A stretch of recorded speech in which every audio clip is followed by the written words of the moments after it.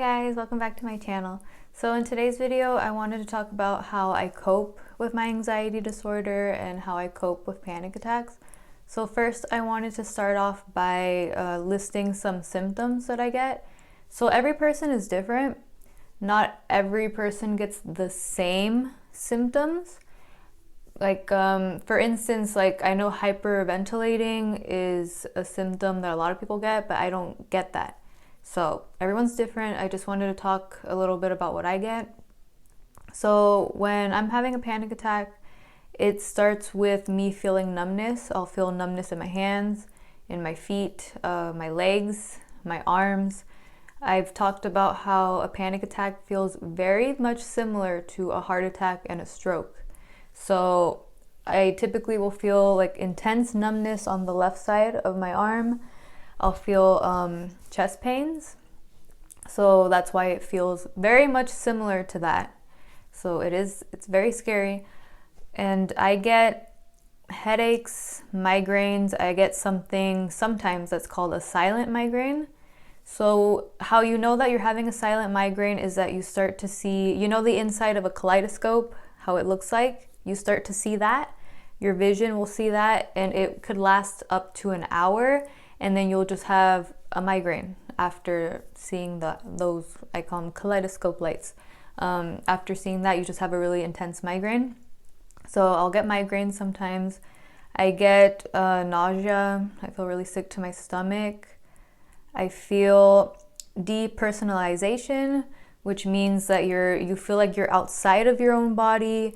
You feel like things are not real, like you just feel really confused, really out of it. I also get difficulty swallowing. Like I feel like I can't swallow. My face will even go numb sometimes. My mouth feels numb. Sometimes we'll even have trouble speaking. Because I don't know, it's like your mouth in general feels numb, like really odd. So I mentioned how I don't hyperventilate, but my breathing does feel off. You start to sweat, clammy hands. My hands and feet are cold pretty much all the time. They even look kind of reddish sometimes, and that's just part of it. So I mentioned some physical symptoms that I feel, but now I want to talk about how you feel mentally. Mentally, you feel scared at the point where you're having one. You feel really out of it. You feel like you're gonna die in that moment. Like I've had some really intense panic attacks where I feel like I'm just gonna drop dead. Like I'm gonna die right now. That's how it feels because it's really scary. So how do I cope with this?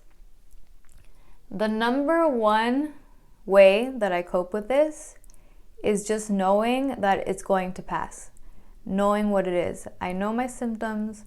I know what a panic attack feels like. So I would say pay attention to your symptoms because everybody's symptoms are different. So I already know how it feels like. And most importantly, I know that it's going to feel uncomfortable for a while and it's going to suck for a while, but it will go away. Remember that a panic attack can't harm you. It feels horrible, but it's not going to harm you and it will pass. That's the number one thing to remember. It will pass. In my story, I talked about how when I didn't know what it was, that my symptoms got worse. Now that I know that I have an anxiety disorder, my symptoms have calmed down because I know what it is. So being aware, just knowing what it is, knowing what you have. So remaining calm when you're having a panic attack, just remember it's going to go away. It's not going to last forever. Just stay calm. The more that you stress, the worse that your symptoms get and the longer the panic attack will last. If you remain calm and tell yourself it's going to go away eventually, I'm just going to remain calm, it'll go away faster. Another way of coping with panic attacks is drinking a lot of water. Drink a lot of water every day. And if you're in the middle of a panic attack, the first thing that I do is I grab water. Drink water. Something else that helps is tea. So I had a really intense panic attack at one point. My mom made me a tea to help relax me. The tea that I drank was a lavender chamomile tea, and it helped. It helped a lot. It helped relax me instantly. Something else that I have done over the years that have really helped me a lot is avoiding caffeine. I don't drink coffee. I don't drink Coca-Cola. I don't drink Pepsi. I don't drink any teas that have caffeine in it. Like I just avoid caffeine, and it has helped a lot. Because if you drink caffeine, what happens? It accelerates your heartbeat, you feel accelerated in general, and it could trigger a panic attack. So just stay away from caffeine. Something else that helps a lot is exercising. I would recommend doing exercises that are more, not too intense, because that could possibly trigger it too. I would suggest, going for a walk, doing yoga, even going for a run. Just being out in nature, the fresh air helps a lot too. Something else that helps is sleeping well. Just, make sure you're getting your 8 hours of sleep. Make sure you're eating well. Eat healthy too. Do not be eating, a ton of fast food all the time, a lot of junk food. Just make sure you eat healthy. So me personally, I eat fast food maybe like once a week. Typically throughout the week I eat healthy, and I don't really eat like chips and unhealthy stuff that often. I try to stay away from that as much as I can. I try to stay away from too much sugar too. So I would cut down on the sugar. That helps a lot as well. Another thing that's a big help.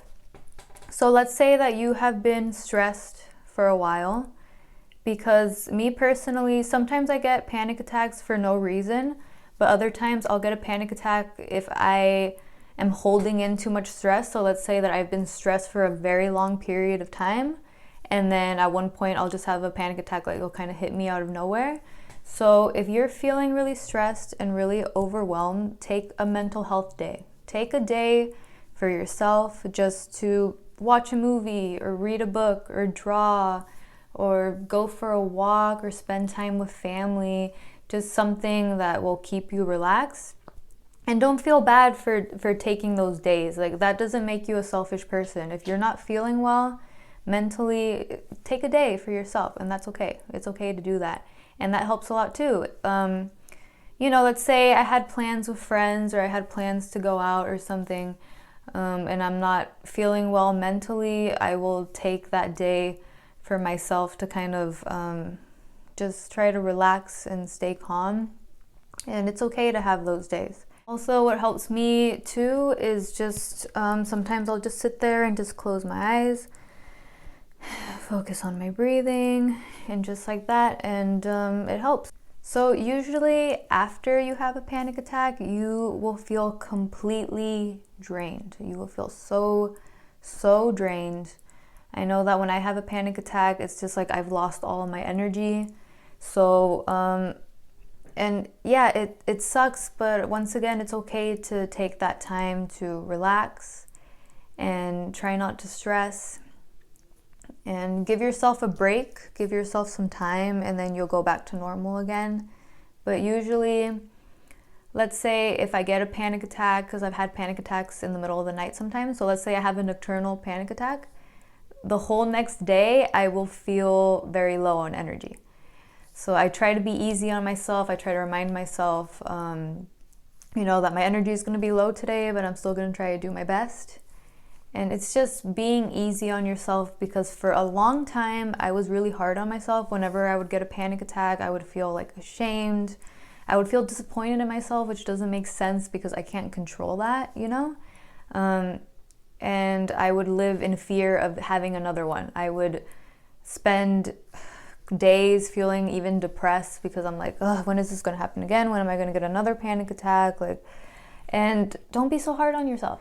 Don't do that. I've learned just to be easy on myself and to remind myself that this is something that I have, but it does not define me in any way, and it's going to be crappy for a while, but it will go away. I will feel better. Yeah, that's also my number one advice, is just be easy on yourself. And of course, it's hard to avoid stress. Usually a person will say, just don't be stressed. That doesn't help, right? When you're just like, just try not to stress, try not to think about it. That's impossible. It's hard not to stress. Like, everyone has stress to some degree, right? Everyone has something. It's just learning to take some time for yourself, take those mental health days to be easy on yourself. And yeah, just accept yourself for who you are. I think that's something else that helped me a lot. because I mentioned that for a long time I kept this quiet, and I don't want to do that anymore. I don't feel ashamed of this anymore. It doesn't define me as a person in any way. I'm still me. I'm still Jeanette. I just happen to have an anxiety disorder, and that's okay. A lot of people have anxiety disorders. A lot of people have mental illnesses. That's okay. It doesn't define you. Remember that. Just accept yourself for who you are and love yourself, and confide in those that you're close to. I mean, you don't have to do what I did and tell everybody, right? But you can tell your friends, you can tell your family, people closest to you, and you can let them know. And yeah, a lot of people are more open-minded now, which is great. And never feel ashamed of who you are. So yeah, I just wanted to talk about some coping mechanisms. If you guys have this and you have other ways that you cope with it, I would love to hear that. So leave that down in the comments below, like and subscribe, and I'll see you guys next time. Thank you so much for watching. Bye.